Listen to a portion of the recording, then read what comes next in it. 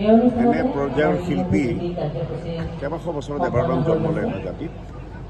তেওঁৰ আইনতান্নি মৃত্যু জাতিটোৰ কাৰণে দুখজনক আৰু বৰ লোকচানদায়ক যি হওক মৃত্যুটো কোনো ৰুধিব নোৱাৰে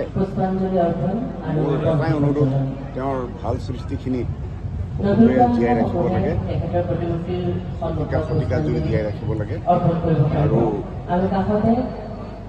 মই ভাবোঁ তেওঁৰ মৃত্যু এটা কথা শিকাই গ'ল জীৱন বৰ দীঘলীয়া হোৱাতকৈ ক্ৰিয়েটিভ আৰু কৰ্মক্ষম হ'ব লাগে আৰু তেওঁ কম সময়তে ইমান সৃষ্টি কৰি গ'ল এইটো বৰ কম মানুহে কৰিব পাৰিছে যেনে জ্যোতিপ্ৰসাদ আগৰৱালাই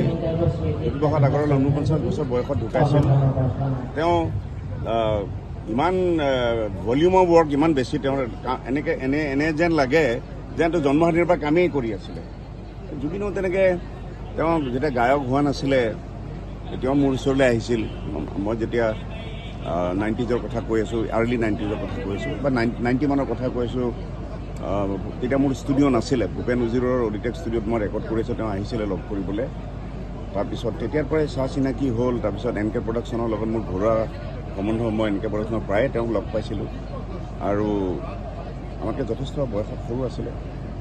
যি হওক মই ভগৱানৰ ওচৰত প্ৰাৰ্থনা জনাইছোঁ তেওঁৰ পবিত্ৰ আত্মাই স্বৰ্গত বাস কৰক আৰু অসমৰ ৰাইজলৈ অনুৰোধ গানখিনি যাতে সদায় জীয়াই ৰাখে ধন্যবাদ যিকোনো খবৰৰ বাবে যোগাযোগ কৰক 7099017330 লগতে 7099017110 নম্বৰত